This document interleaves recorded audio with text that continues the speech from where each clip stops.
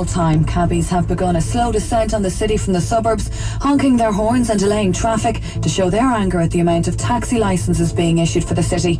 In a controversial move, a group called Taxi Drivers for Change gathered at Lucan, Stillorgan and Swords before making their way on a go-slow to Merrion Square, where they're due to stage a protest in the next hour. But Tommy Gorman of the National Taxi Drivers Union says the protest won't have any public support. To do this today, to me, is suicidal, and okay, the Gardaí have a problem with it, and I just hope that it goes off peacefully and that there aren't too many problems. A Dublin man stabbed a taxi driver over 40 times in a frenzied attack while being encouraged by his girlfriend, according to evidence given at the Central Criminal Court today. 22-year-old Carlos Byrne of Linsfield Square, Clonee, and his partner, 25-year-old Lindsay Fahy of Linton Square, Ongar, Clonee, both deny murdering Mark Smith on March 18th last year.